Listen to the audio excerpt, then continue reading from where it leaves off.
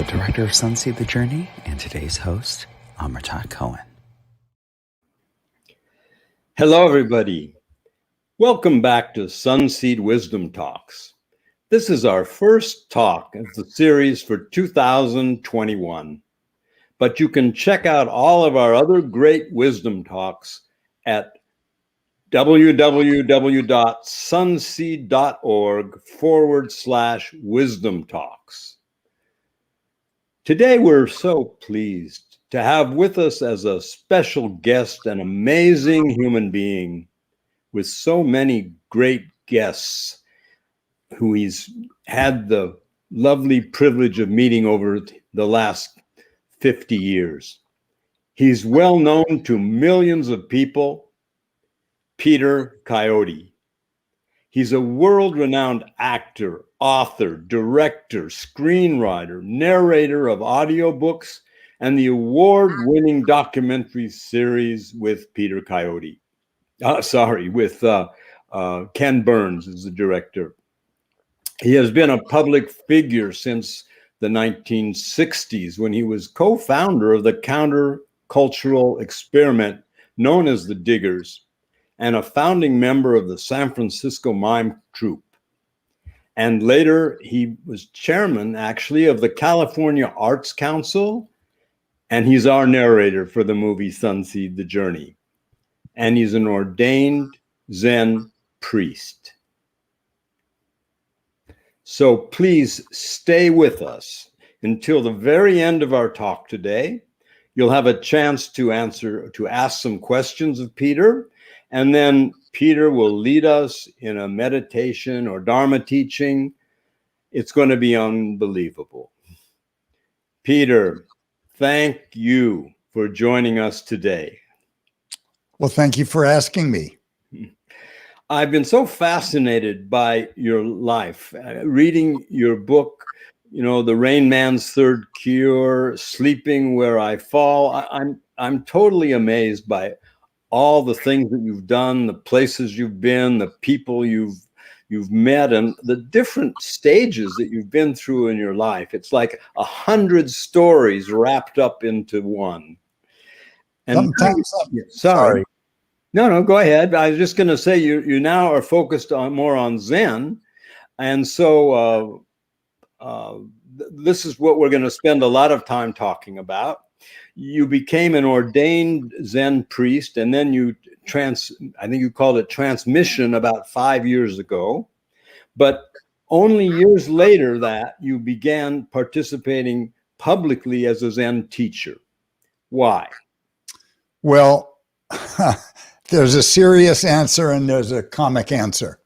When I was coming to move to Sebastopol about 2015, there was some apprehension about this movie actor, Zen priest, that was coming up. And some of the Zen groups were letting it be known that they were afraid that I was going to poach students. And so I just announced that I was not going to teach. I would be happy to be a substitute teacher. If anybody had to go on vacation, I'd be happy to step in, but I didn't have any ambition particularly to teach. And when I was transmitted, which means that your teacher gives you the authority to ordain priests and to establish your own lineage, I just decided that prudence, in my case, was called for. And so I just went into seclusion until the pandemic hit, actually, and people began asking me to teach and to give Dharma talks. So I began my public teaching then. And how do you see what you'd like to be developing over the next stage of your life? My next breath, actually. I don't go too far beyond that. At my age, I do have a couple of students, and I feel a little sorry for them because if I was younger, I would be more ambitious. I would be expanding and trying to get big sanghas and groups of adherents. But really, I think that the best use of my time is to counsel people one-on-one and to write about Zen Buddhism and to give Dharma talks. And so I've limited the amount of people that I've actually taken on as students to a small number, because I'm 80 this year, and it's like, who knows? There's many more things I want to write and get set that I haven't done yet, and I need to leave time for that. Yeah, understand. Well, most of our audience is engaged in spiritual practice or some form of self-exploration. What is spiritual practice or the inner search from a Zen perspective? Well, I think at root, it's an intuition. And it usually starts very, very early in life. In my case, I can remember seeing a robin, and it appeared to me as outlined in thick black ink, and it was suddenly separate from the environment that it lived in. And it was so kind of magical and so inexplicable. Here was this living thing, Yes, just completely separate from me. And it kind of sparked an intuition that there was more to life than met the eye, and that most of the explanations were insufficient, and that even language itself is insufficient, which is one reason why we meditate. So I think a spiritual life is the deep intuition of a fundamental unity, maybe the unity we felt as children before we learned any language. Because remember, once you name things, it appears that they have a separate identity. But if we look really closely, it's also true that they don't. I'm sitting over here, and yes, I have a self-awareness, which is different than yours. But if we actually look at it, neither of us have ever been separate from oxygen or from sunlight or from rain or from microbes in the soil growing our food or from pollinating insects or from the human labors that produce the cotton of my shirt and blah, blah, blah, et cetera, et cetera. yes. So this intuition that there's a fundamental wholeness behind the human delusion of each and every nameable thing being separate is a tall order to take in and to deal with and to make really a part of your life and a part of your decisions. So that's the way I think of it. And I think it's one of those things you get better at as you get older. And the more you meditate, the more you kind of have the experience of dropping out of your personality, what Zen people call your small mind, and into the vast pregnant emptiness that's behind all material forms. Buddhists call it emptiness because it's devoid of a fixed self. It's just an energy that's constantly roiling and becoming things.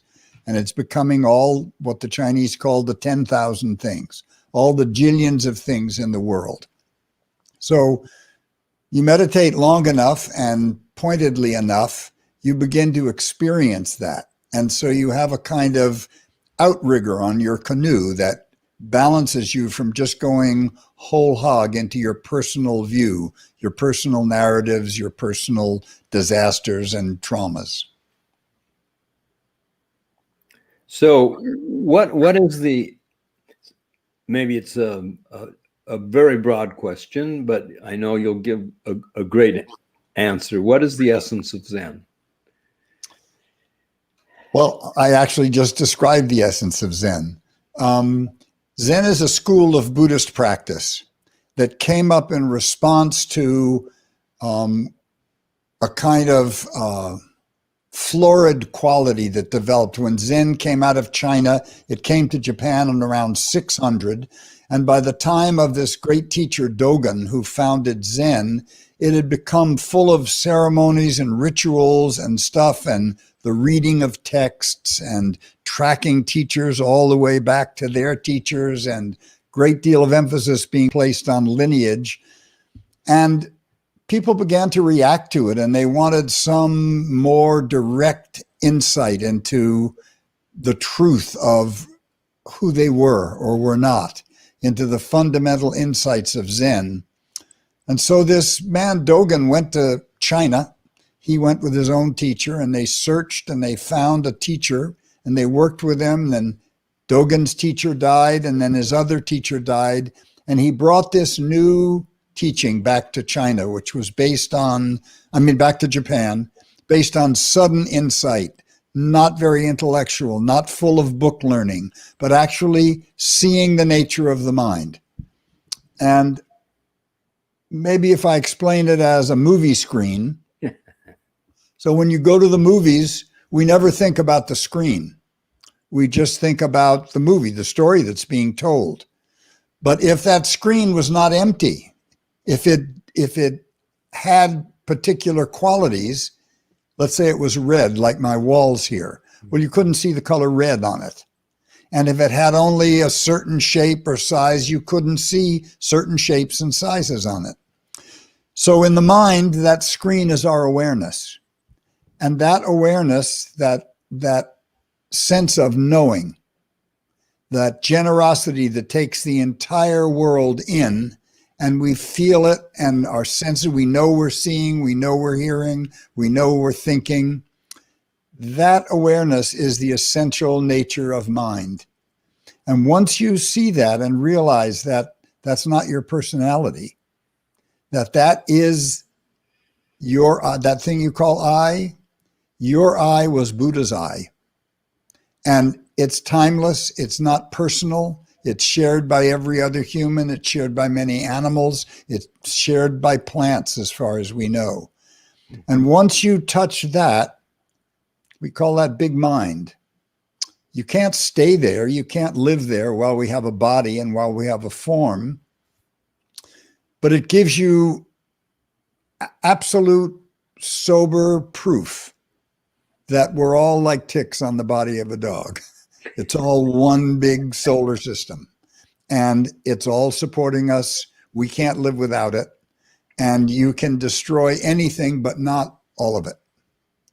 So Zen is the practice of learning to see or learning to contact the nature of the mind. And we do it by putting ourselves under a strict form.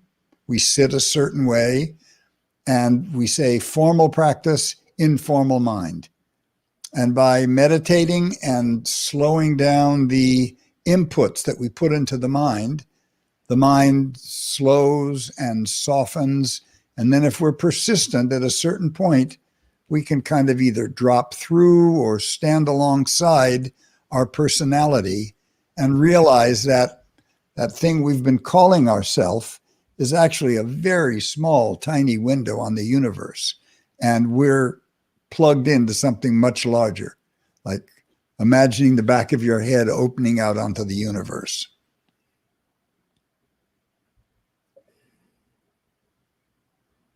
Did I put you to sleep? No, I'm trying to feel the back of my head opening to the universe, actually. We'll do that when we sit later.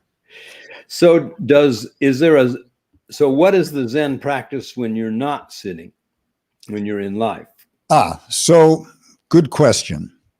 So when the Buddha had his enlightenment, he codified a certain set of behaviors and principles that come from his understanding of enlightenment. And if you live that way, we call them the precepts. A disciple of the Buddha does not kill. A disciple of the Buddha does not steal or not take what's not given. And they're all the same, really. They all have to be worked out by you, because in Buddhism, we don't have like a God and a central authority that's going to come tell us what to do.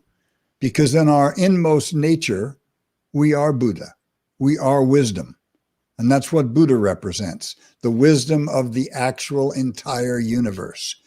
So he gives us these laws, and they're not laws, precepts. And as we come up to decisions, we review them.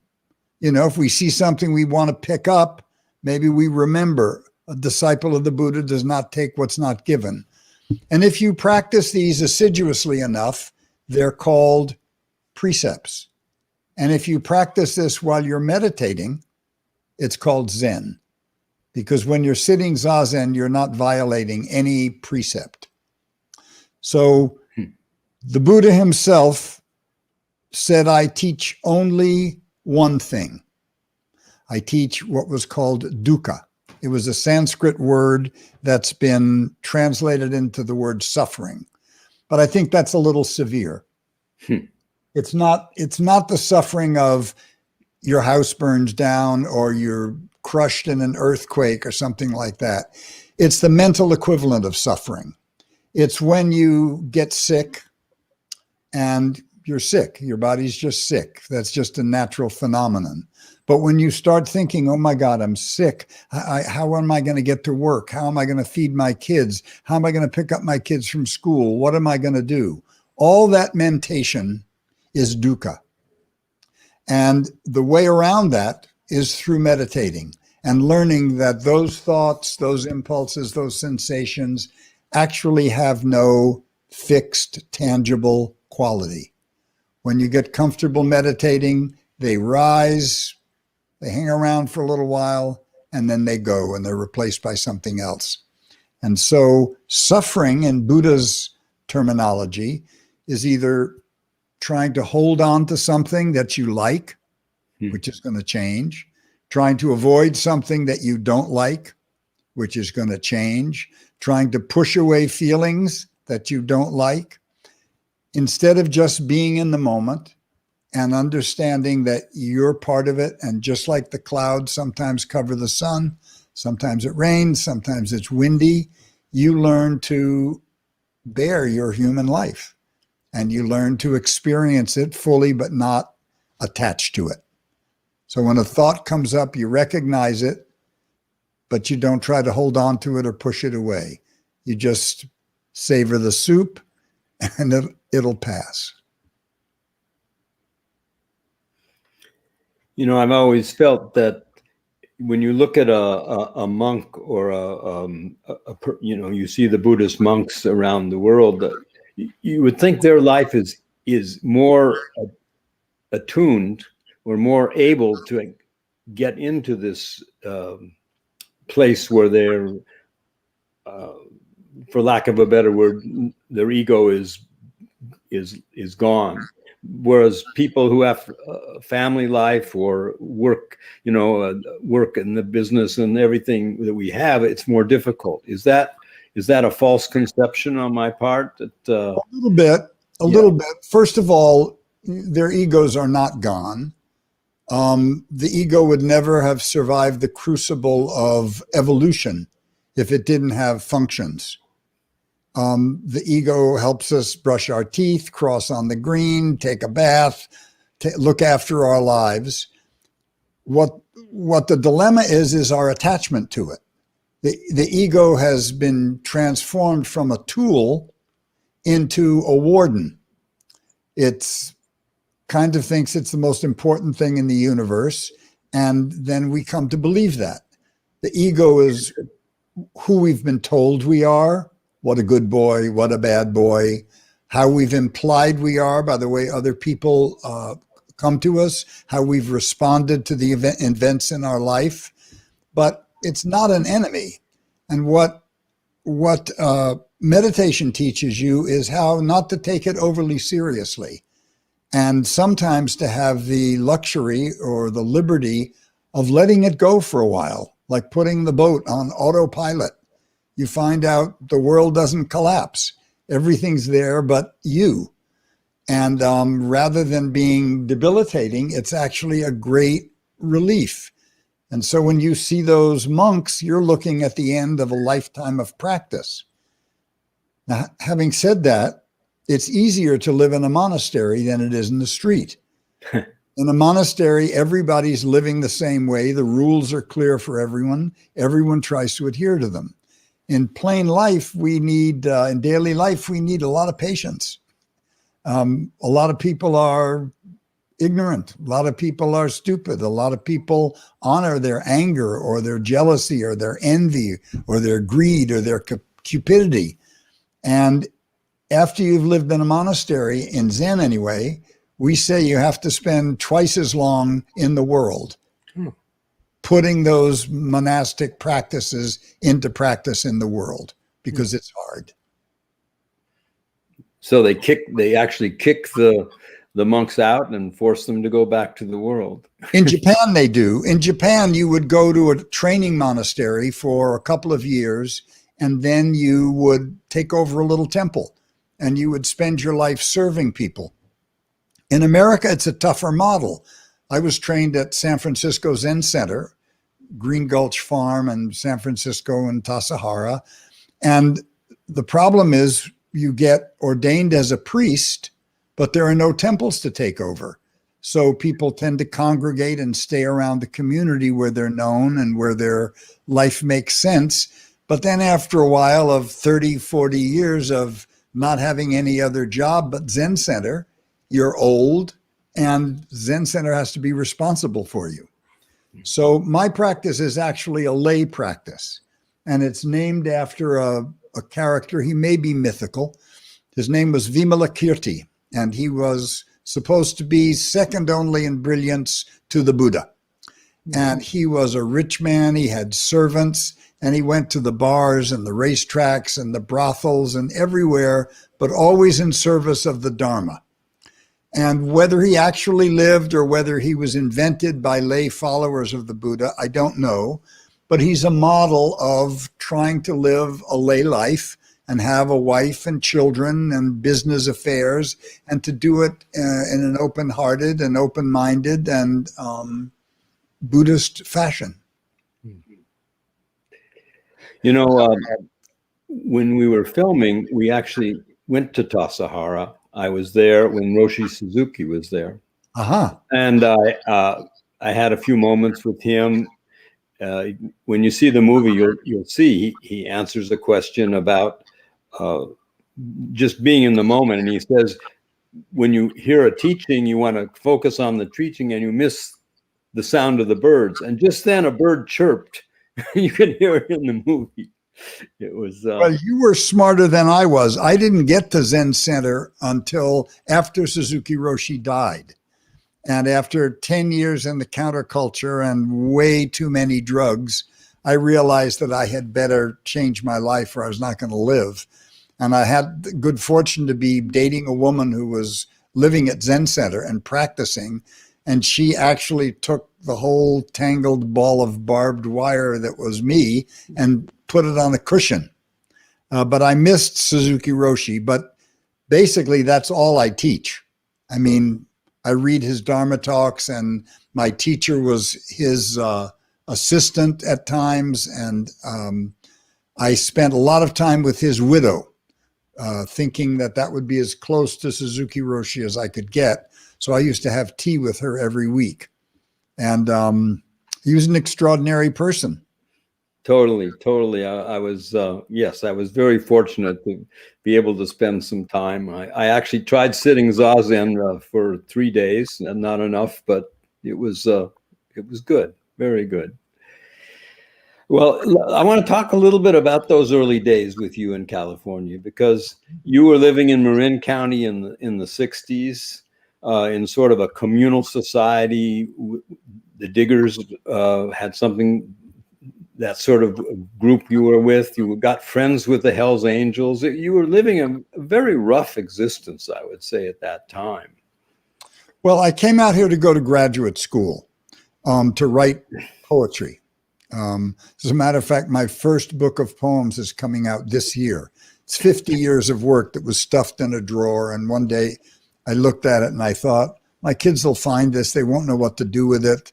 They'll have all sorts of conflicts about keeping it or throwing it out. So I worked for 2 years with a wonderful poet helping me edit them, and it's going to be published this year. But the counterculture was just beginning, and what was going on in the streets was far more interesting than graduate school. And I joined a little theater called the San Francisco Mime Troupe, which is still going on. Not pantomime at all, but a really radical political theater where we used old 17th century Italian commedia dell'arte, like Human Punch and Judy show plays that were reformulated in conventional terms. And very funny, and Anyway, that's a whole other story. But it grew out of the mime troupe because it grew from the perception that we could do more, that acting on a stage and transmitting a message to the audience was not really enough. The Vietnam War was going on. Kennedy had been killed. Robert Kennedy had been killed. Martin Luther King had been killed. Malcolm X had been killed. And it really felt to a number of us that like America was on a pivot point. It could go right down the tubes unless we came up with some new idea of ways to live together. So the Diggers used all of our artistic impulses to create pieces of theater that people wouldn't even know were theater. So for instance, San Francisco was full of runaways and they were hungry and the city was doing nothing. So we began to feed them. And we began announcing free food, and we would go to the farmers markets and get food. We were feeding 600 people a day. But to get the food, they had to step through a 6 foot by 6 foot rectangle, painted yellow. And it was called the free frame of reference. And all they had to do was bring a bowl and step through the free frame of reference.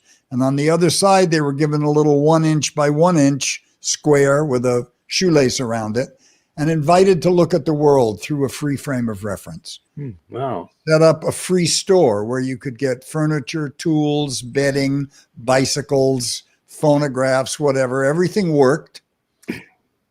The goods were free, and so were the roles in the store. Somebody would come in and say, "Who's in charge here?" We'd say, "You are." And if you just looked stupid and didn't know what to do, there was no sense blaming the man or the pigs or the system. You'd been offered a gift and you dropped the ball. But if you said, "Oh, I'm in charge? Well, I hate the way these shirts are displayed. Let's do this and we'd all do it." So the subtext of the free store was, why do you want to get a job, become an employee to make the money to become a consumer? We'll give you the stuff. Now, what do you really want to do? And so everything was calculated to ask those questions, to give people autonomy, because the dominant model of resistance was Mao's Little Red Book and communist or socialist alternatives. And we felt that Americans were not going to throw themselves on the barricades to be the lumpen proletariat. But if they actually manifested a life that they enjoyed, they might defend it. So the Diggers printed the first issue of the Black Panther Party newspaper. We delivered our free bread to their lunch for their breakfast for a while. So, but after a while, and that was all in San Francisco. And then after a while, it wasn't my highest aspiration to be running a soup kitchen. So a number of us wanted to go to learn how to live in place on a piece of land. We wanted to learn something about how the ancient forebears had lived there, how Native Americans had lived there, what they knew, and we called it re-inhabitation. We wanted to learn how to re-inhabit the place. So I found a little abandoned 19th century farmhouse out near Olima, and eventually there were 25 of us living there. I called it the Fool School because we were all fools, and we had to learn how to live together and how to invent systems and how to get by without money. I never made more than $2,500 a year for 10 years. And there were strings of these communes going all the way up the coast. Other Digger families had them. And we were also part of a nationwide movement.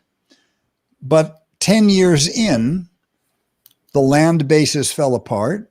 People had children.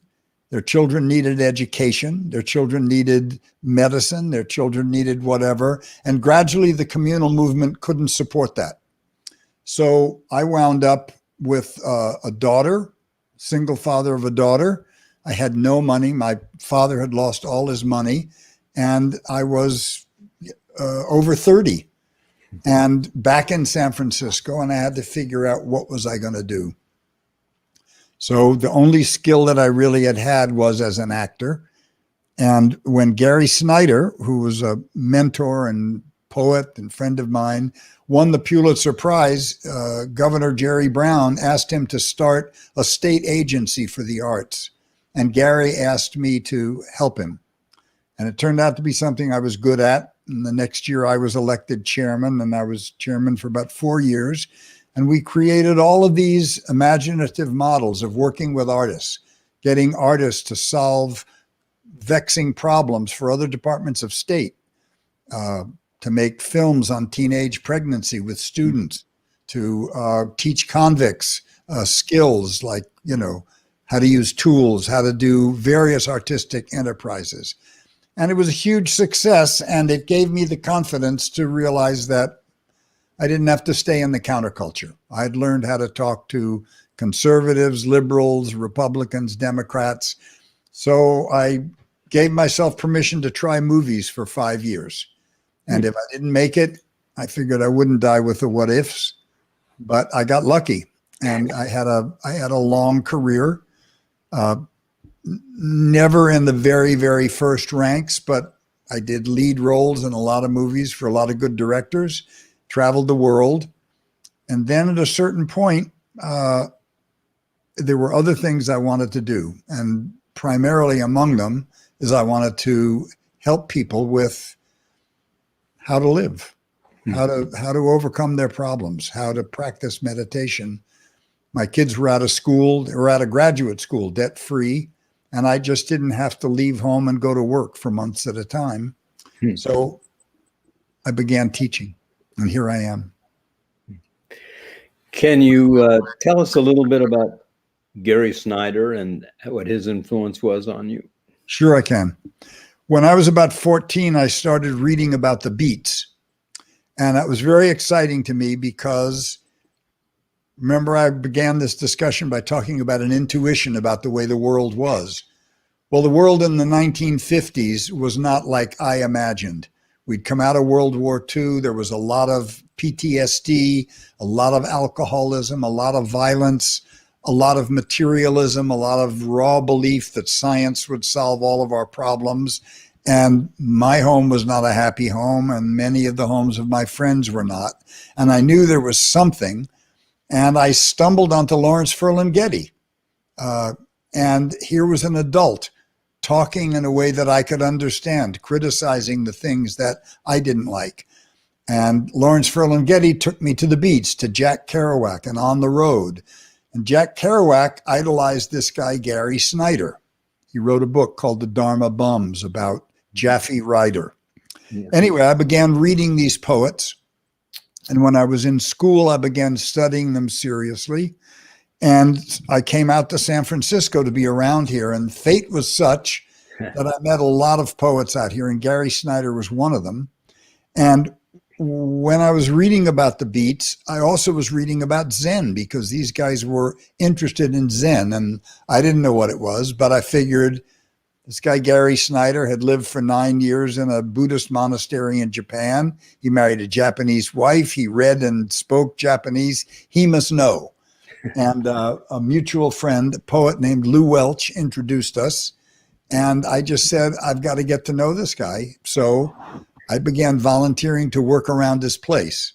I'm pretty good with my hands and machinery, and we would cut brush with chainsaws and talk. And Gary's like a living encyclopedia. Whatever you want to talk about, he knows something about, and he's done. And I really call him my first Zen teacher.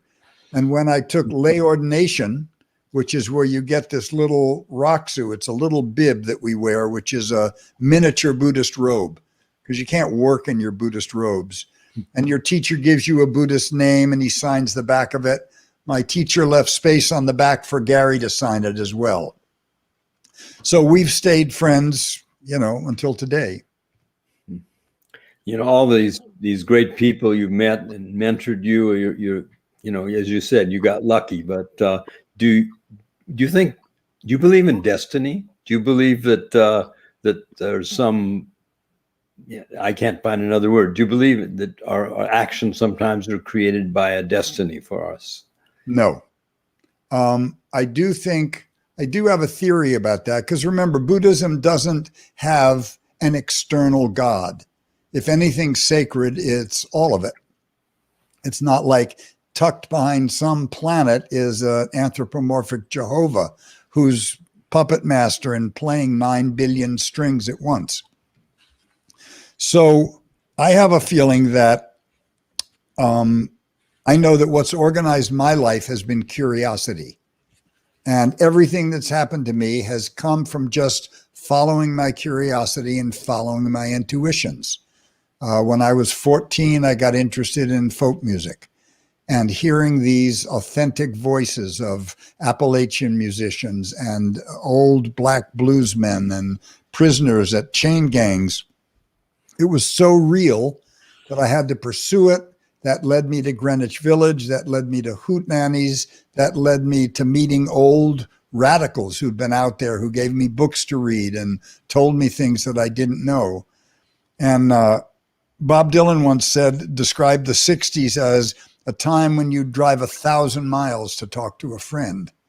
And it was really like that. There was a whole generation that was coming of age and agency and feeling excited about their growing power and the way that they saw the world.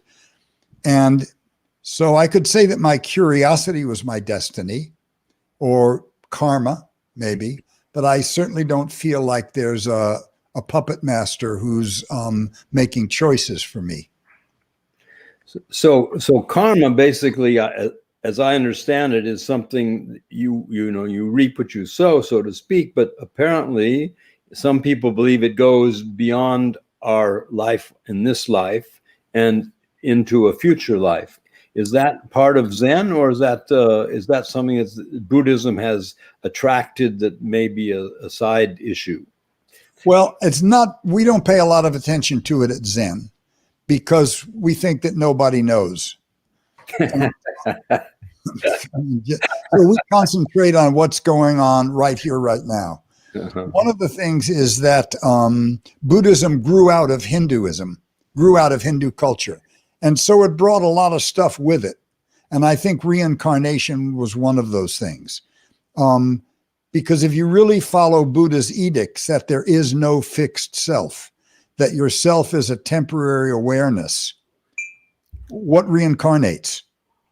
And on some level, the idea of a soul, or I forget what the Indian term, the Vipassana term for the soul is really another way of convincing yourself that your ego never dies. So death is inconceivable. We can't think about it. Our ego can't think about it. So whatever it is, let's pay attention to what's going on right now. And when we meditate, there's a degree to which on every exhale, because we give ourselves away totally in that exhale, we're practicing dying. If we inhale, we're alive. The universe takes care of that. But there'll be a time, sometime, somewhere, where we'll take an exhale and that's it. And so you're either alive or dead. And I would like to practice to live up to my very last moment as consciously and as aware as I can. And I'll let the rest of it take care of itself.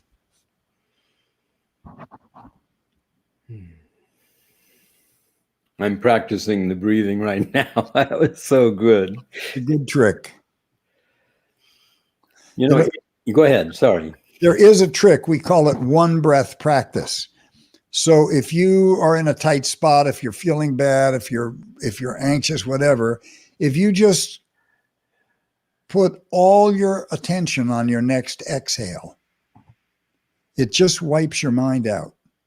So I do it before I answer the phone. I do it when I meet somebody for the first time.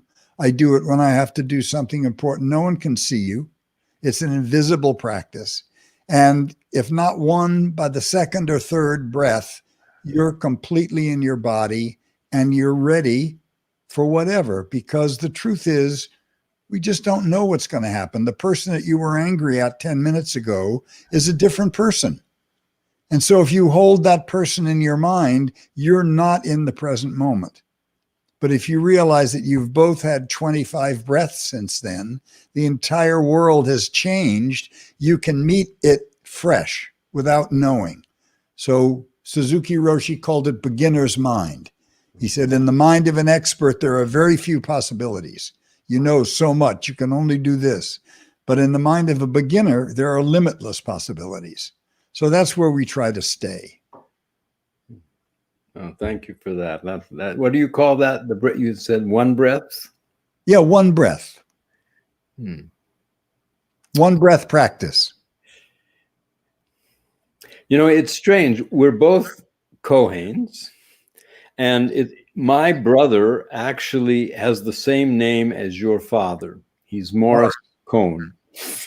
So I guess we could become brothers, right? Because well, at least cousins.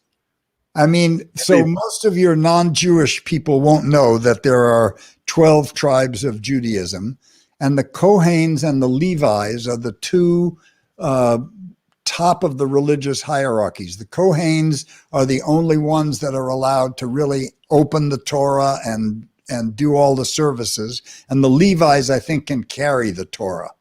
So, I mean, there must be millions of them by now. The Jews have been around for 5,770 something years.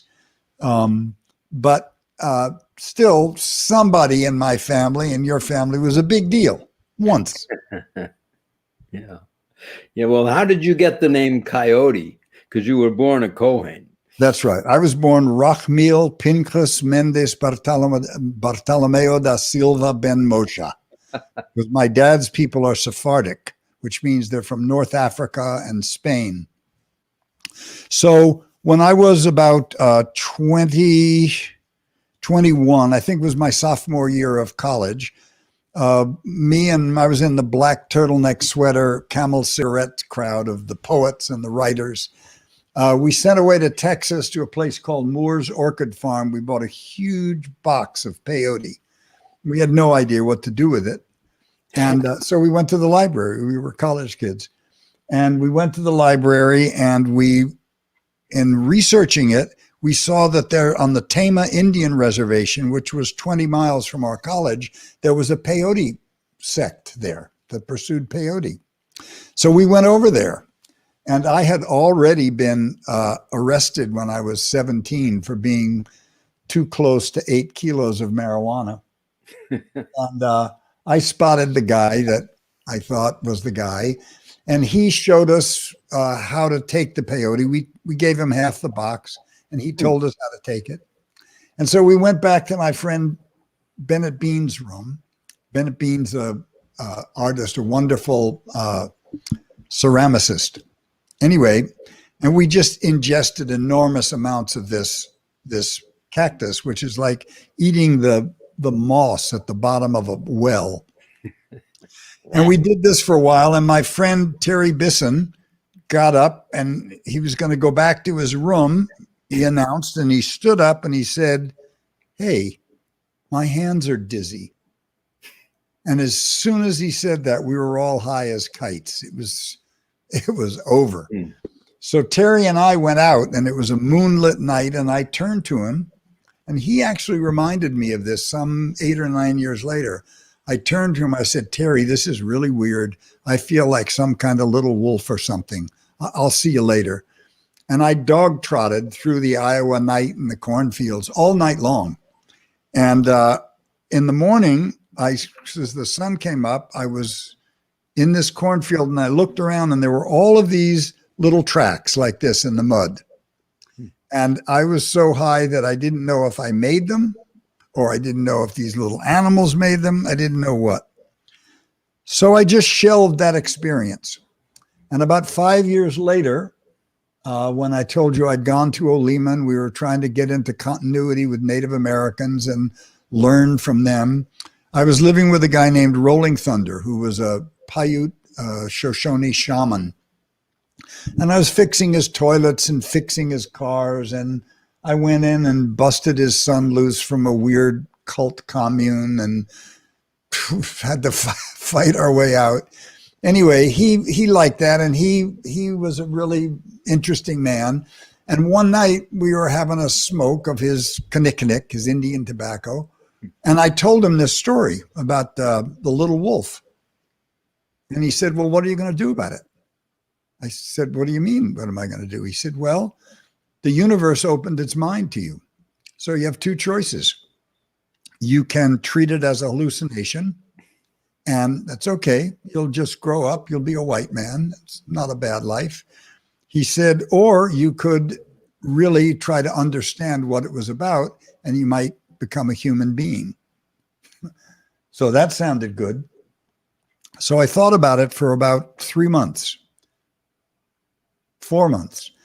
And I changed my name. Taking the name Coyote was the first step in trying to come to terms with it.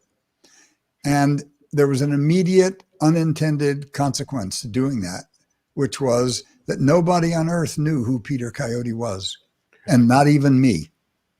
That suddenly I was free of all my personal history. I didn't know where the rabbit was going to jump out of the bushes. And I was 21, 22 then. I'm going to be 80 in a few months. So I've been Coyote all that time. It turned out to be a lucky break. I think in many of the spiritual traditions that you get a new name. And I think that, I took on a new name. I wasn't born Amrtat. Mm-hmm. And when you get this new name, it creates a new vibration. And as you say, a new identity for yourself. So it's a freeing thing. It's one of the reasons why the Haight-Ashbury and the counterculture was so absorbing. Kids left home. They left their personal history. They could remake themselves. They could try to be who they always wanted to be. And, not all those experiments worked. I certainly had a lot of detours along the way where I was, using much too much heroin and working out personal traumas and stuff from my childhood. But I persevered, and didn't die. So I was lucky. But I think we all have a deep, archaic sense of freedom, of being unified, that we have as children, until the world gets balkanized by language, by us and them, and all of these things. And I think much of what we call substance abuse today is a kind of failed attempt to get back to that. Do you see in today's world, the youth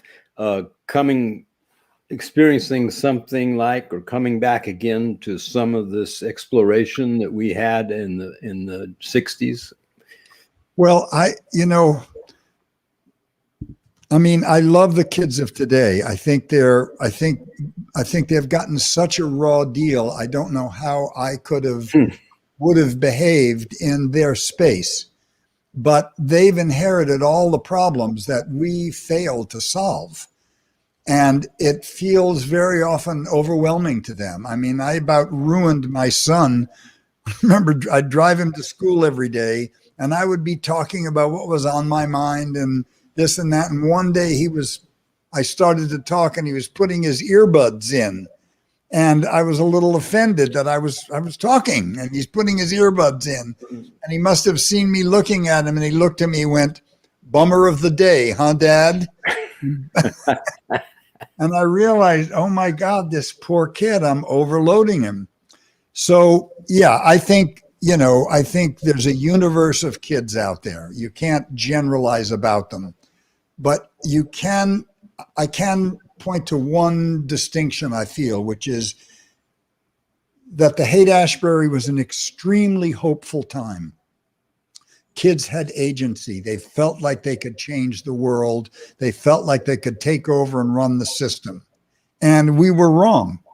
But the agency made us positive and made us experimental.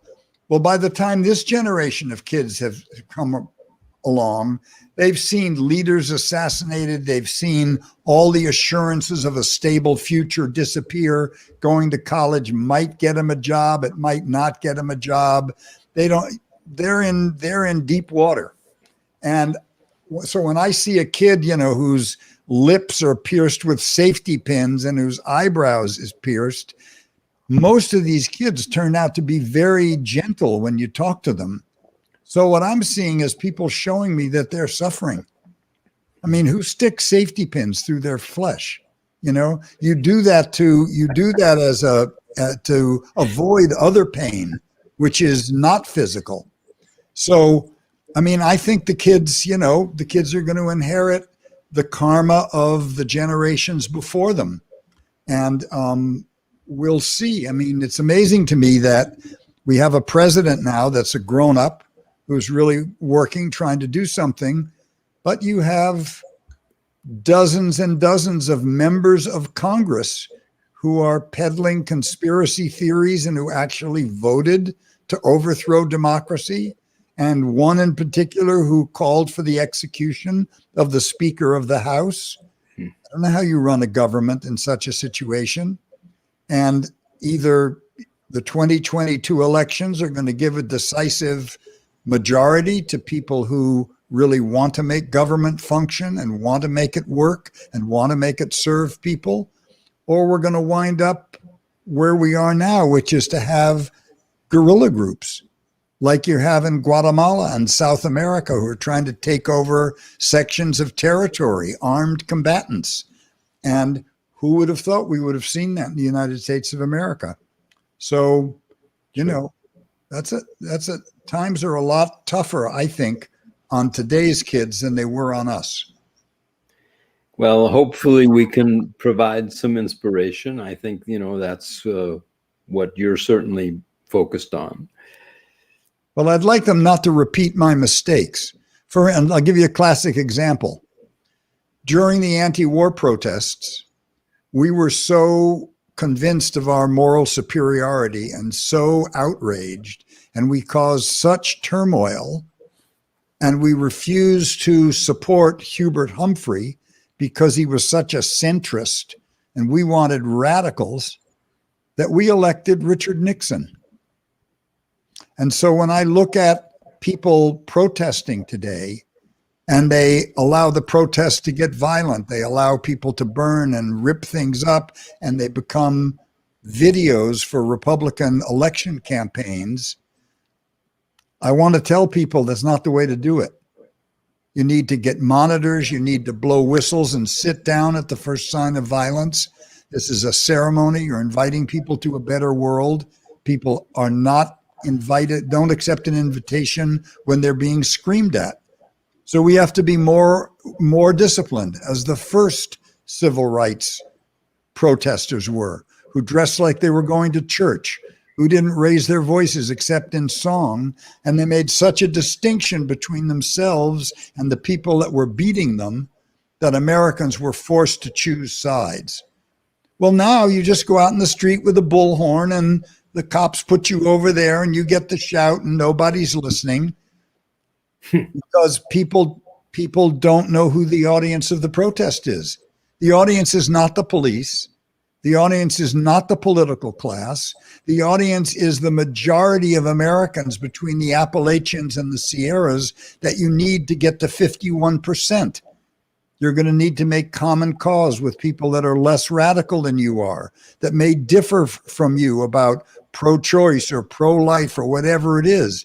But unless you have 51%, your ideas are just memes. You don't have power. And so I'm trying like as an old man to say, this is what we learned. This is the discipline that's required. Macho posturing is not going to do it. Venting your personal outrage is not going to do it. Go home at night. Let the police concentrate on the real troublemakers. And if there's a troublemaker out there, stop them. You stop them. Because the people are trying to make up their mind who to trust. And they're not going to trust hoodlums. Even with righteous anger. Yeah, I love the way you keep coming back to the reality of what's actually happening. There's nothing about spiritual practice that should ignore what's real. Yes. The idea that there is some blissful state of mind that you can reach where you'll be absolved of problems, that's a pipe dream. That's not enlightenment. You can't live in the formless world as long as you have a body. You can visit it. You can see, for instance, the moon hidden by clouds. And when you see just a little bit of the moon edging out, that little bit of the moon will remind you of the whole rest of the moon that's hidden. That's what enlightenment is like when you come back. You see the leaf and you remember the whole tree. But the idea that you're going to go someplace, jump a fence from some spiritual practice, and you're going to live in some blissful, sexless nirvana in white gauzy clothes and the world's best hash is just a kid's fantasy. Buddha talked about nirvana as the highest state, and I've always wondered: is it a permanent state? Once a person becomes enlightened, do they stay there forever, or they come and go, so to speak? You cannot stay in a peak experience. There's Michael Pollan wrote a book. He's a wonderful author. He wrote The Omnivore's Dilemma. He writes often about food, but he wrote a book called Changing Your Mind, which is about the resurgence of interest in psychedelics, in therapy and things like that. And one of the things he points out in this book is that there's an area of the mind called the default mode network. And that network keeps us from being high. And it served an evolutionary function. If our ancestors were so transfixed by the beauty of a butterfly, they were going to miss the saber-toothed tiger coming up behind them. That default mode network relaxes when you take psychedelics and when you meditate. So when you meditate and you are in this stillness and you are in big mind, that is nirvana. And you can carry more and more and more of it. And you practice serenity and you practice peace by repeated exposure to it. But it's not a permanent condition.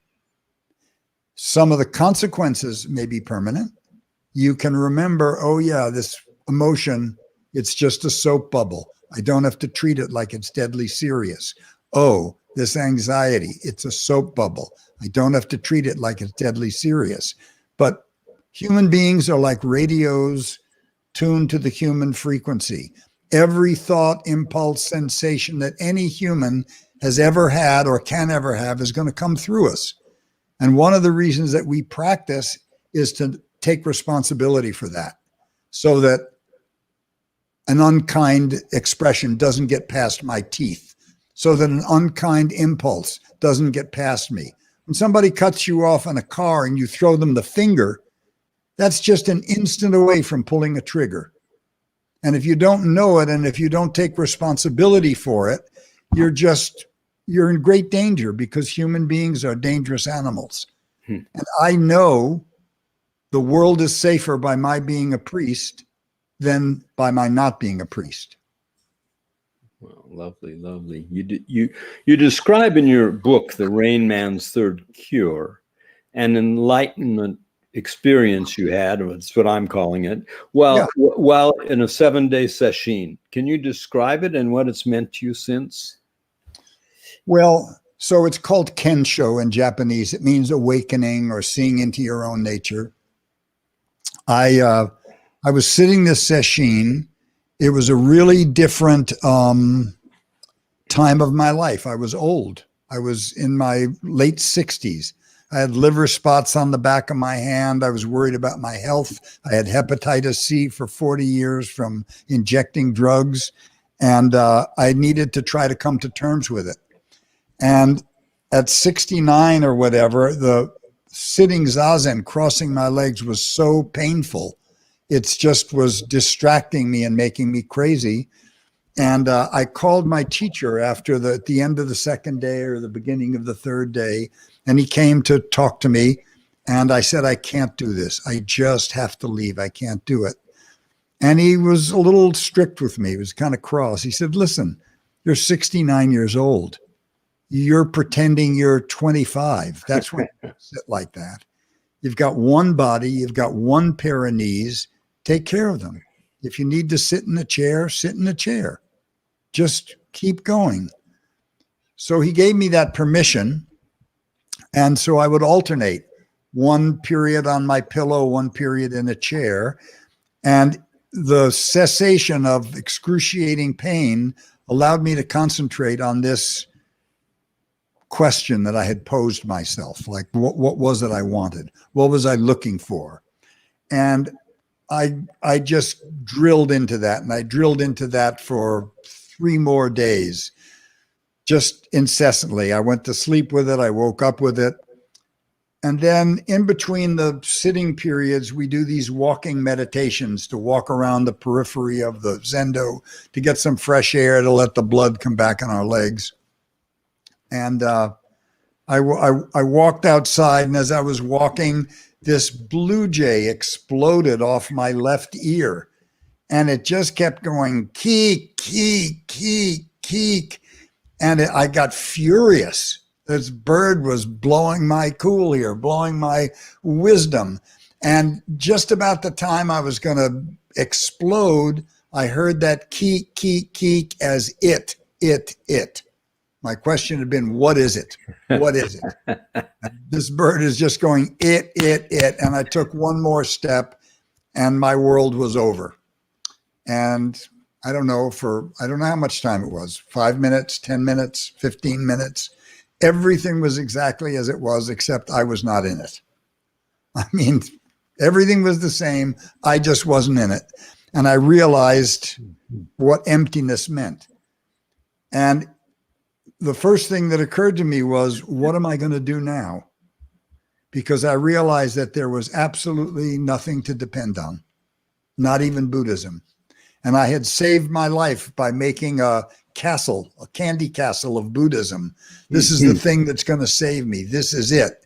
And I realized it's empty. And I realized Buddha knew that too. And then I thought, but he taught. He came. His kindness was such that he taught, even though he thought it was going to be difficult and subtle and everything. But that was an expression of his kindness. And I thought, wow. And so then I could sort of work my way back into the world. Yes, okay, I get it. This is what you can help people see. And if you're a teacher, it's not like you have something and I give it to you.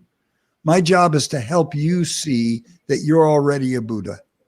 And the reason that you don't see it is because you're occluded by negative thoughts or habits or bad stuff like that. But nothing has ever been given to anyone else, ever. Buddha didn't give it to anyone else. Buddha helped people see it in themselves, because what it is the entire universe, the pregnant, vibrating energy, formless energy that's always on the verge of becoming something. That's the screen on which this world is cast. So your job as a teacher is to try to be intimate with your students and the people you talk to, and try to see where they're hooked, and to try to see if you can't find a skillful way to help them get off the hook. That's about it.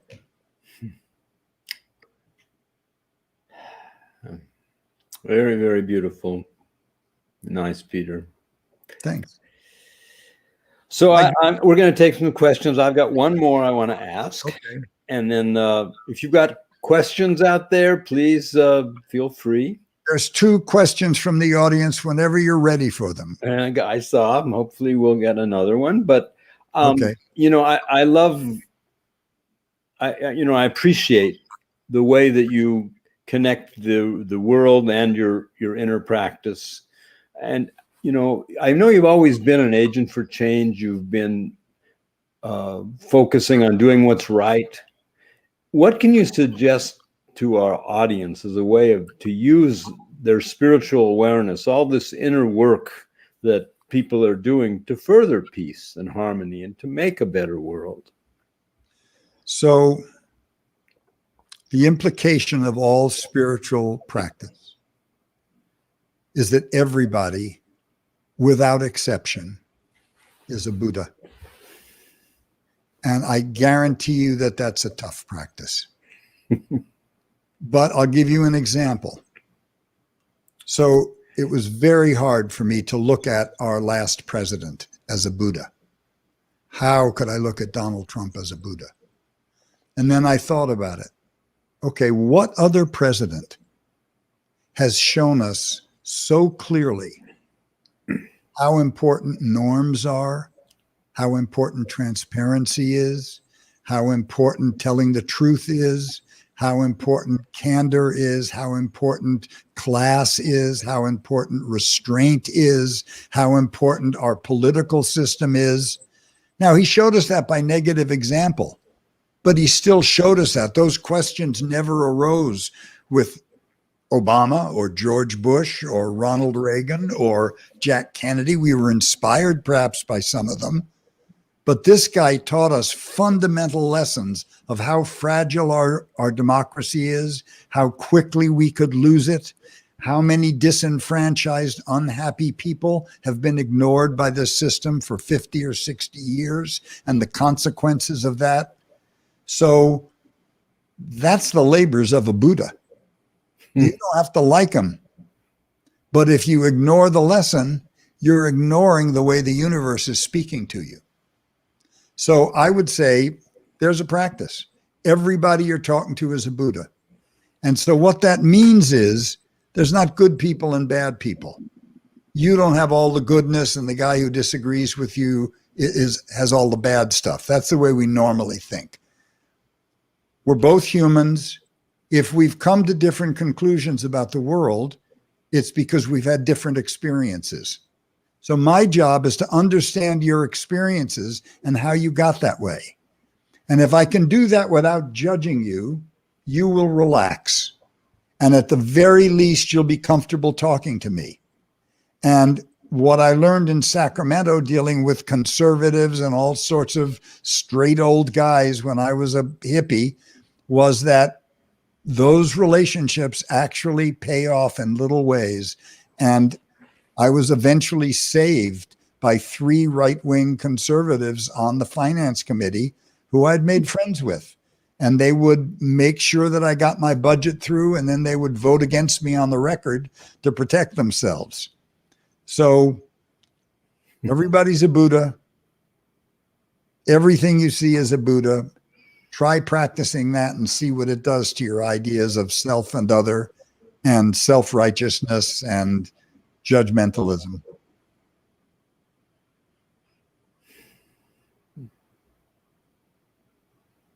This has been such a fascinating discussion, Peter.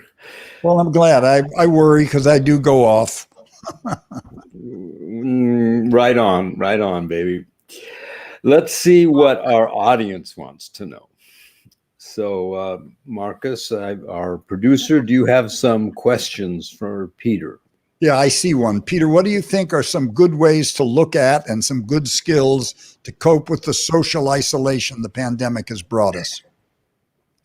You know, I'm lucky about this because neither my sister nor I got the lonely gene. But it seems to me that if we're really strict, if we pay attention to the science, we can socialize with one another safely. So, for instance, I'll have people come over and meet on my porch. We wear masks. We'll sit around a little fire pit or something, talk. Doesn't have to happen often. I find I call people on the phone more. I Zoom with people more. One good skill is to ask yourself, who's lonely? Show me the self that's lonely. There is no self in there. You're like a hollow pipe, and the hollowness is filled with awareness. So that wanting, that needing, that stuff, that's all grist for your mill to look at. You have everything you need if you become aware of it.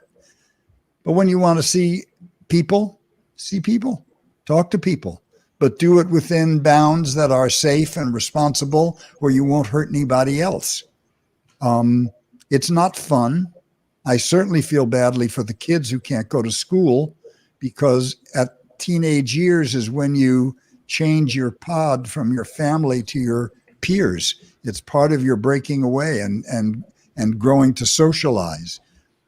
But I watch my granddaughter and I watch how they're doing it, and I admire them.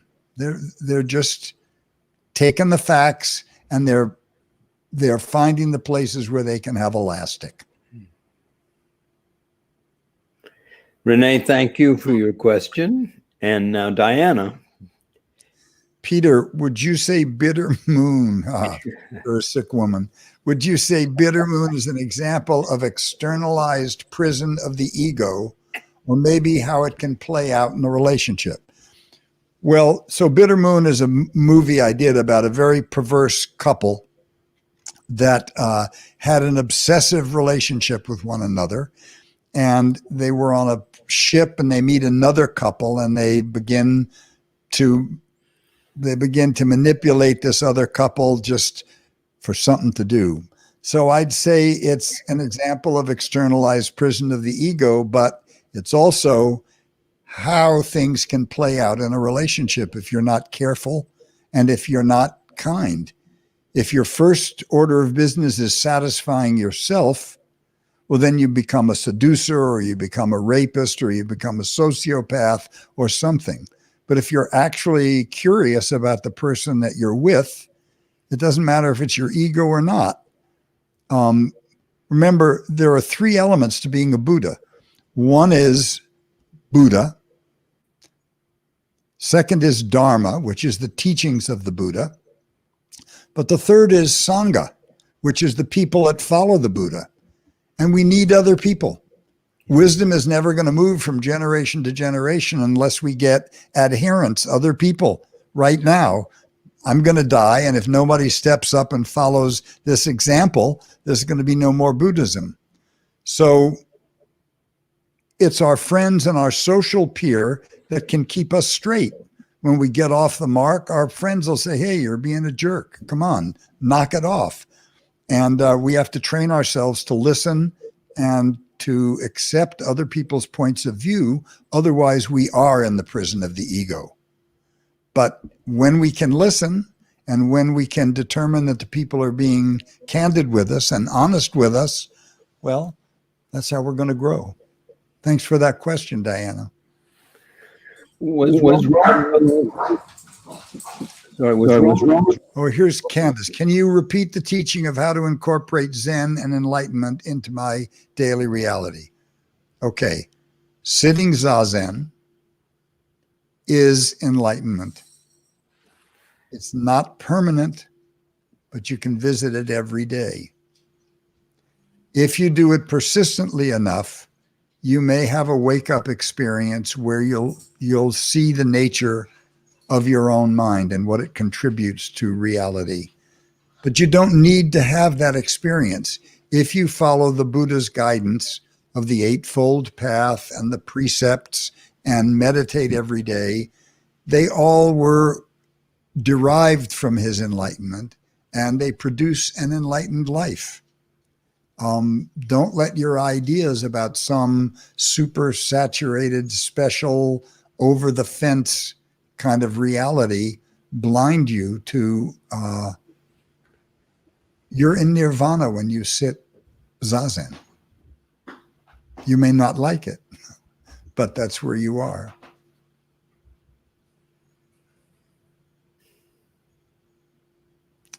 Talk to the second agreement. Yeah, so I forget the order they're in. So there's a book called The Four Agreements, and it's by a Toltec or Yaqui Indian guy who I used to know really well.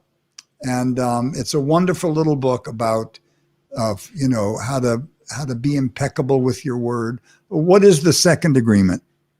You have to tell me or I can't talk about it. Anyway, it's the understanding that other people are not really being personal with you. Things that they do to you are not personal. They're seeing a script, they're seeing you, and it teaches you how to keep your word, how to not be thrown off course by what other people do. Oh yeah, don't take anything personally. So, if you come to me and you're angry at me, well, you're angry at a scenario that you're seeing in your mind's eye. So I can listen to you and I can decide if it's true or not.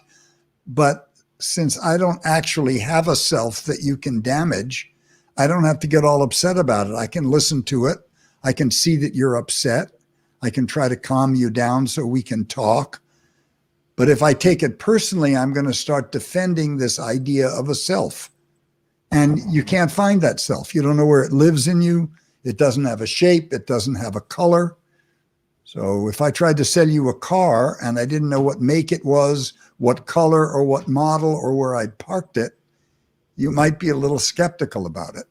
So I invite you to be a little skeptical about your sense of self.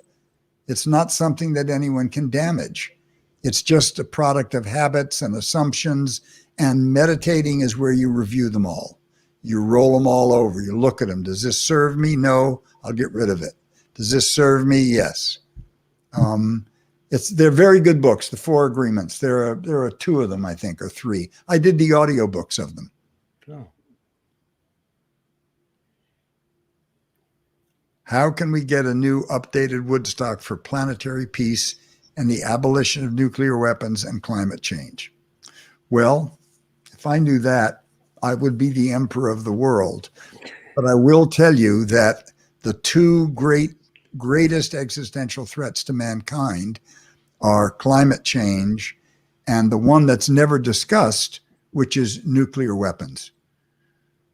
When during the 1960s and 70s, the military was going to put our ICBM missiles on railroad cars and move them back and forth. And they couldn't do that. And they couldn't harden the cylinders where they were stored to protect them against nuclear blasts.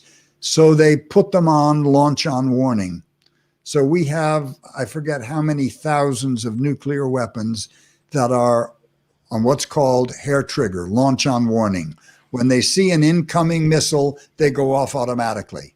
And there was a documentary movie made last year called The Man Who Saved the World about a Russian man in the Kremlin who was told that they were under attack by American ICBMs, and Yeltsin was drunk and it fell on this guy to push the button, and he wouldn't do it. And he just kept holding off, and it turned out to be a flock of geese. So we're living on such borrowed time. No one needs nuclear weapons. No one can use them. We have enough on both sides, even on one side, to destroy the world, to block sunlight for a year from all the blown up ash and cinder, and it will end all harvest. It'll end human life on Earth anyway. So if people could get their noses out of their phones long enough to really concentrate on the two great threats that are going to take their future away from them, nuclear weapons is one, which could happen in instants, and climate change, which is happening around us every day, and still people are not taking it seriously enough to, let's say, stop driving or build trains or, do all the major reversals in our culture we have to do to send the weather back to some kind of stasis. So I only know how to talk about it. Send you the books to read. And Speak of the collective consciousness that's all present and suggestions for the masses to tune in. Well, I hate that word, the masses. That's old communist talk. Someone looks at you as part of the masses, but you don't look at yourself as part of the masses. So you're looking at yourself as the intellectual elite when you use that term, the masses. You know something? You're just another bozo on the bus, just like me. So start with humility to accept that you and I are both flawed humans. And before we tell everybody else what to do, let's start to clean up our own house a little bit. I don't know about collective consciousness. I know that the awareness we have is common. And I've been describing that all lecture. And you can touch that and reach that through meditating. And then you can do what you want with it. It's not my job to tell you what to do. And it's not my job to tell the masses that what they want to do is wrong. But they're so influenced, all of us are so influenced by the billions of advertisements that we see every day, suggesting to us what a good life is, that we don't realize that we're living in a way that would require 60 planets if everyone on Earth lived like we do. So we have to scale back, and we have to learn how to do it without squalor. Everyone wants to be elegant. Everyone wants to have a beautiful life. But, Bill Gates is living in a 66,000 square foot home. It cost $147 million to build. Well, the reason he has all that money to give away to little starving kids in Africa is because he didn't pay his income taxes here. And if all those people paid their income taxes, we would have good schools in all the poor neighborhoods. We would have beds for drug rehab. We would have all the things we need to make our society run: better roads, ports, bridges, and internet. So until we begin to scale back our personal ambitions and reorient what we think we need, we are the masses. He's just one of the rich ones, one of the 1/10 of 1%. Not blaming him personally, but who needs a 66,000 square foot house? I don't know. I'm echo.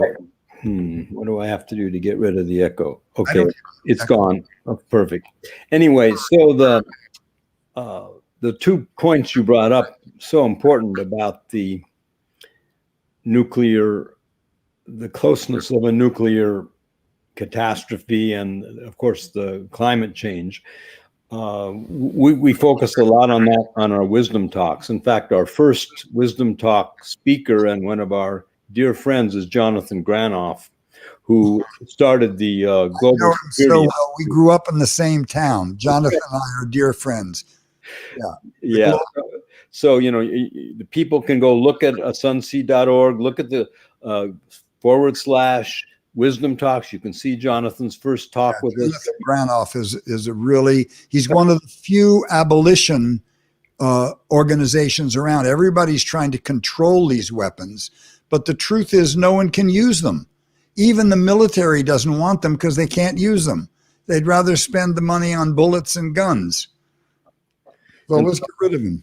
And so actually in our store, we have the Guru store, there's some bracelets, unity bracelets that have different beads on it representing the colors, all the different colors of skin around the world.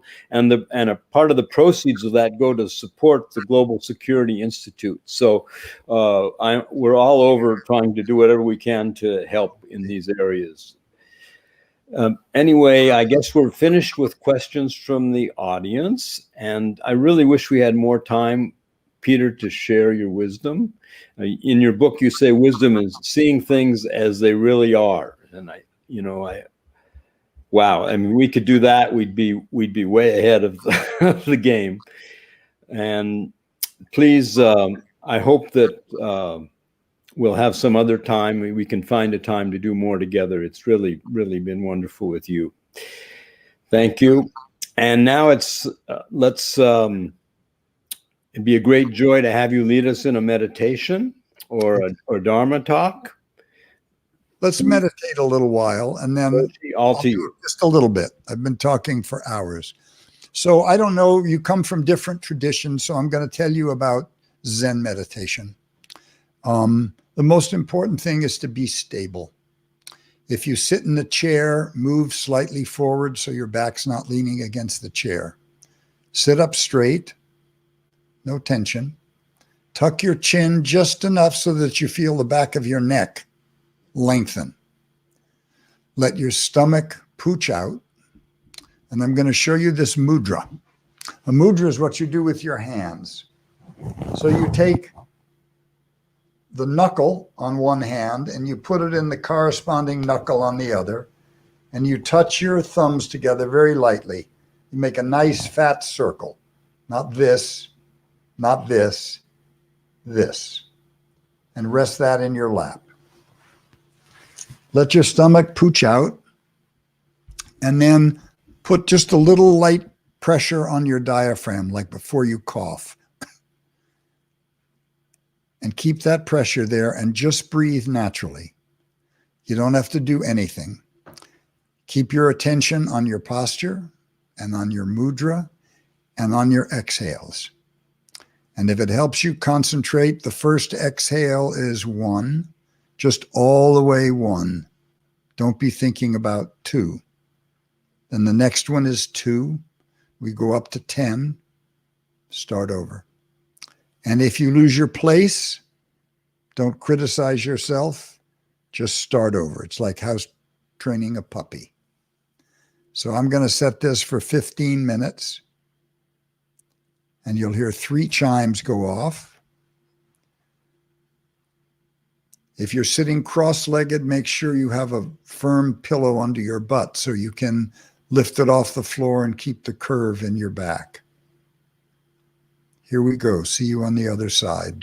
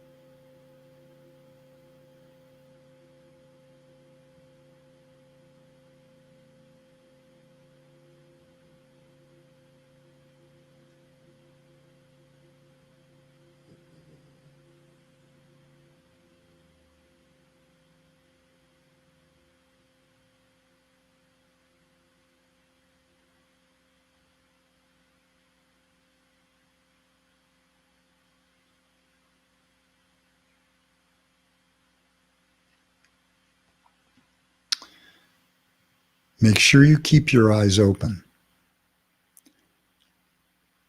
Cast down about 45 degrees in front of you. If you close your eyes, you'll dream, because this is the perfect posture for sleeping. And if you get sleepy, open your eyes wider.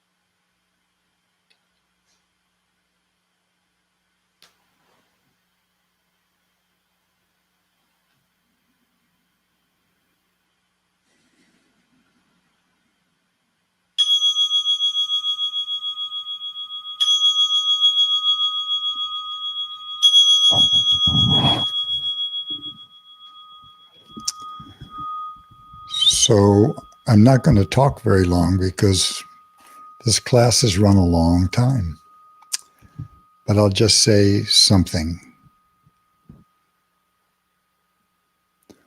Very often when you start to sit, you're struck by how busy your mind is. You don't notice it all the time because we're always putting it in our telephone or in a bar or in a conversation or a distraction or something.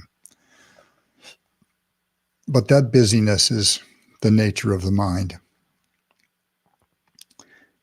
And the problem is not that it's busy. The problem is that we're attached to it.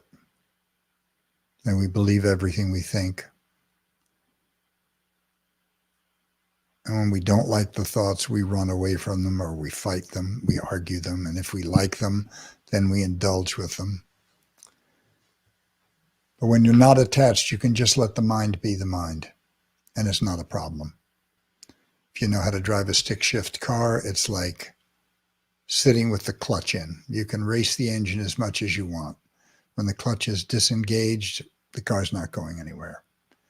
And when you learn how to shift your attention to your mudra, your posture, and your breathing, the mind can race all it wants, but you're not really paying undue attention to it.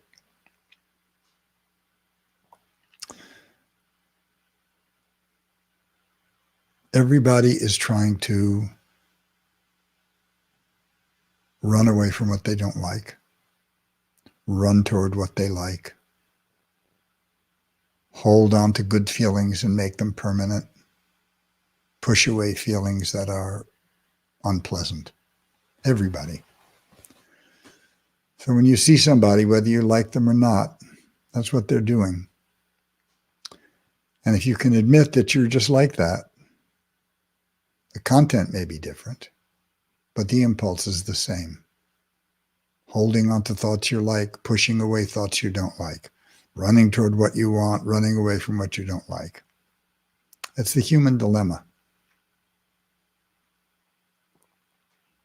What wisdom will teach you, or kensho, or waking up, or whatever you want to call it, is that these things are insubstantial. It's not that they're real or not real. They're the phenomenon of our existence. But nothing is actually standalone. And one of the great contributions of Buddha was called dependent origination. It's two big words, dependent origination, dependent beginnings. But basically it means if there's no this, there's no that. There's no apple without an apple tree. There's no apple tree without sunlight. There's no apple tree without fertile soil. There's no apple tree without honeybees. You can look at anything in the universe and you'll realize that it's made up of other things. And this is why we say it doesn't have a self. Because the thing we call a self is made of not self elements. Body, form, impulse, sensation, consciousness are all supported and can't exist without sunlight, soil, water, wind, air, other people. So much as it feels like I'm in here and it's all out there and I don't change, but it's all changing, that's a delusion. You're changing just like everything else is changing. Just think about yourself at your 10th birthday. It's not the same person. So if you can adjust to change, if you can accept change, which means impermanence, it means there's nothing to hold on to. Nothing. Not Buddha, not Buddhism, not spirituality, not the Dalai Lama. And it's important to come to terms with that, because if you come to terms with that and you can maintain your equilibrium, you'll be fine for anything. But as long as you feel that you have a separate self that's your private possession, how can you feel anything but insignificant in the face of the universe? And so then we want to defend it. So we want to get defenses. We want to get wealthy, or we want to get powerful, or we want to get famous, or we want to get something. But it all stems from this idea of a separate self that's under threat. Well, but suppose you actually felt that that separate self was all of it. That the entire universe is supporting you, or you wouldn't be here. Your life was made by whatever made hummingbirds and ocelots and dolphins and mountain ranges and lava flow and magma. You're part of all of that. And we can't really explain the mystery of a housefly or a mosquito. We swat them without thinking. But think about this tiny little creature. How it sees the world. It has a whole life, whole web of interdependence and relationships. No mosquitoes, no birds. No birds, too many pests attacking the plants. Too many pests attacking the plants, no food. So mosquitoes are not our enemy. Maybe they make us uncomfortable. Maybe they kill some of us in some places. But we can learn to live with them. I'm one of those people that captures spiders in a plastic thing and slides a paper under it. I take them outside. It's not that I like them or dislike them, but they're just like me. They want to live. They have important work to do. So the Dalai Lama once said that his religion is essentially kindness. He said, you don't have to change your religion. You don't have to become a Buddhist. If you practice whatever your religion is with kindness,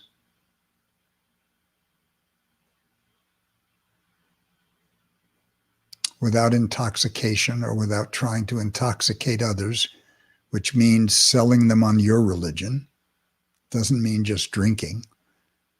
It means translating your enthusiasm into the good news, and you've got to tell people. That's not really respectful. Just be kind. Practice kindness to everything. It's not so hard. And the world responds to it.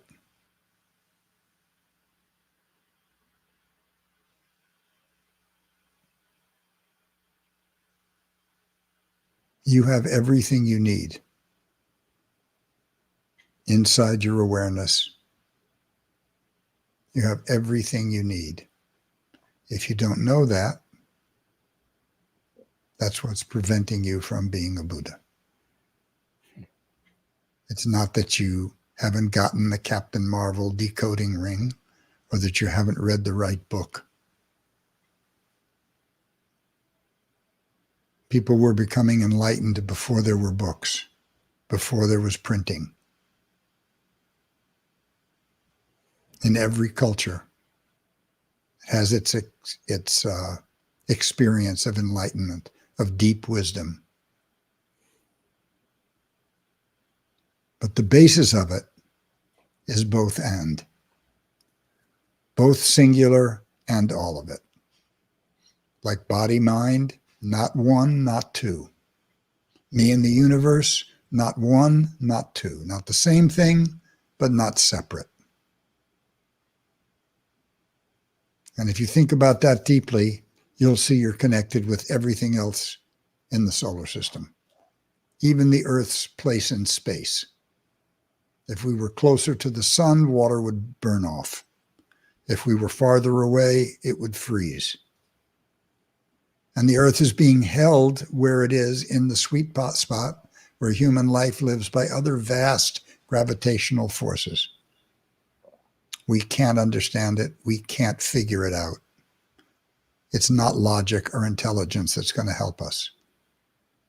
Intelligence has no moral valence. Intelligence can build a hospital or a prison camp.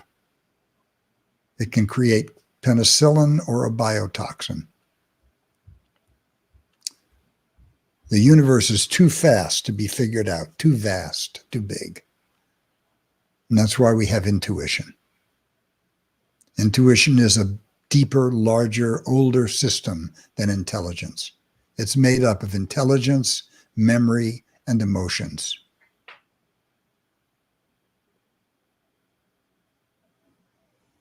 And it comes over the spinal telephone. If you have a question that's really vexing you, just sit with it. Meditate, keep it in your consciousness, just keep bringing it up. It'll eventually resolve into something that'll give you an answer.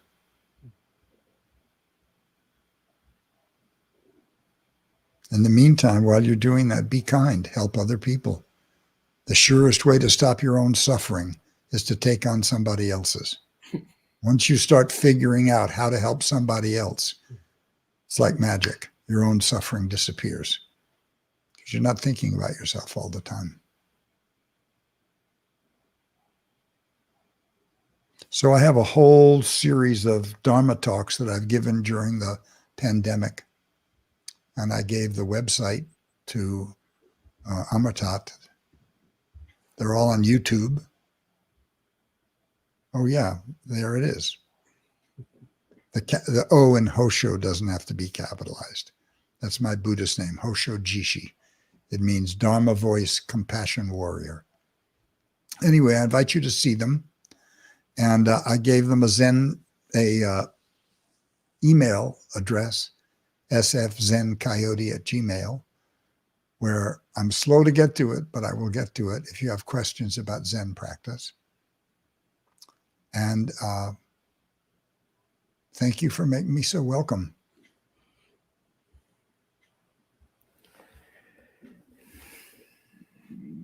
I think that's us, Amatat. Yeah, you're always welcome with us, and we thank you from the bottom of our heart. Well, you invite Big Mouth, you get 2 hours instead of 1 hour. Never enough, actually. But no, I take it back. Just enough. Oh, René Aubuchon. So I'm going to hang up. Go take a little nap before my next meeting comes up. Thank you so much for being such a good host and for running this website. And we'll see each other again. Definitely. And to our audience, please share this Sunseed Wisdom Talk with your dear ones. It will be continuing to stream on Facebook and YouTube and on our website, sunseed.org/wisdom talks. And while you're there, please be sure to visit our Guru shop. And, your purchases help us continue these free programming. And Peter Coyote told you about how to contact him. He does do Dharma talks every other Wednesday, I believe. 10 o'clock Pacific time on my FaceTime page. Would you give me the Sunseed link where this talk will be so I can find it? Your website? Sunseed.org/wisdom talks with a plural. Yes. And thanks so much. I'll also send it to you by email, of course. Oh, thank you. And so everyone, thank you for being with us. We look forward to our next talk. We have one on the 21st with the Shabda Khan, and many more things planned this year. Join our mailing list. Everyone, good afternoon, good night, good morning, wherever you are. May you be blessed. Shalom, assalamu alaikum, Jai Ram, Om, Namaste. May the long time sun seed shine upon you. Thank you so much. Bye-bye.